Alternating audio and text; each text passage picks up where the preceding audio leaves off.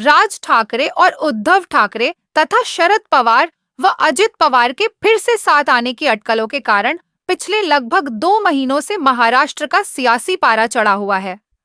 लोग राज्य की राजनीति में फिर से उथल-पुथल मचने की उम्मीदें लगा रहे हैं, लेकिन असमंजस में पड़े राज्य की उदासीनता और राज्य की राजनीति में उप मुख्यमंत्री अजित की एनसीपी की अच्छी स्थिति के अब इनके एक होने की अटकलों पर विराम लगता नजर आ रहा है।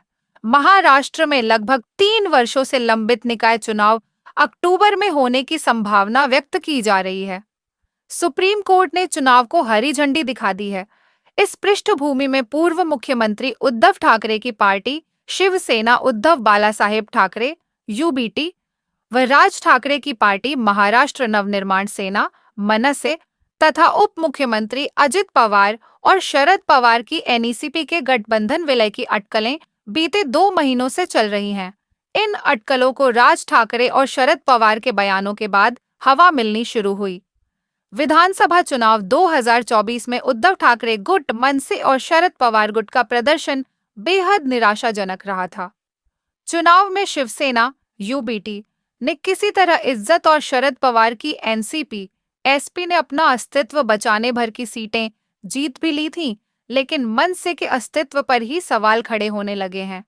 अपने घर में अपने ही बेटे को चुनाव नहीं जिता पाने का अपमान राज को सहना पड़ा है।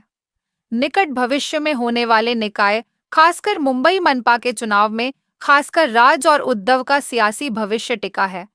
ऐसी पृष्ठभूमि में राज ने महेश मांजरेकर के यूट्यूब चैनल को दिए इंटरव्यू में उद्धव के साथ भविष्य में समझौते के संकेत दिए थे।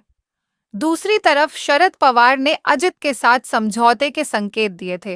राज ने लिया यू टर्न। राज उद्धव और एनसीपी के दोनों गुटों के गठबंधन की अटकलों को लोगों ने गंभीरता के लिया, क्योंकि राज ने कहा था कि महाराष्ट्र मराठी जनता के मुद्दों के समक्ष हमारे बीच के विवाद और झगड़े बहुत ही तुच्छ हैं। महाराष्ट्र उससे बहुत बड़ा है। इस पर उद्धव ने सकारात्मक प्रतिसाद दिया था। राज ठाकरे ने अपने नेताओं को विरोधी बयानबाजी नहीं करने की हिदायत दी थी, तो वहीं आदित्य ठाकरे व संजय राउत गठबंधन के लिए राज से कई बार चर्चा की अपील कर चुके हैं, लेकिन राज ने हाल ही में दिए गए एक अन्य साक्षात्कार के दौरान ये कहकर यू टर्न ले लिया कि उनके बयान का गलत अर्थ लगाया गया था।